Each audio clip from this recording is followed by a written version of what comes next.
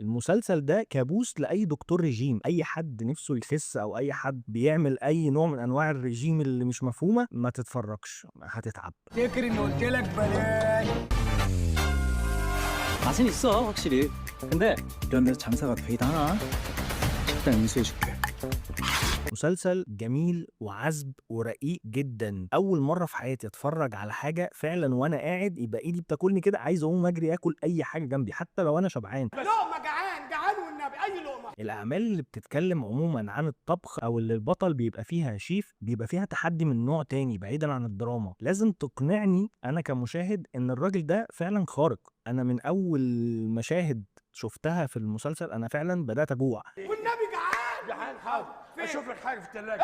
واحلى ما في المسلسل بغض النظر عن الخط الرومانسي الرقيق اللذيذ اللي كان بين البطل كانج هانيول والبطله مش فاكر اسمها، هو التحدي اللي مبني على الطبخ وفكره اكتشاف الطبخات وفكره الروح والنفس والطريقه اللي بيتحضر بيها كل طبق بشكل معين، حاجه تخلي اللي ما بيحبش الاكل اصلا يقوم ياكل اي حد جنبه. اخوك بياكل صحابه بياكل صحابه. ده غير ان كاست المسلسل جدا في كل الادوار، وده من الاعمال القليله جدا اللي اقدر اقول عليها انه في الكتابه، تمثيل، وفي الاخراج، في الموسيقى، وفي الديكور، في كل حاجه كان مذهل حرفيا. انصحكم تتفرجوا على المسلسل ده في اسرع وقت لو انتم ما اتفرجتوش عليه، وخلوا بالكم من ميزانكم. تفتكر اني قلت لك بلاش. كان معاكم نادر سيف الدين، سلام.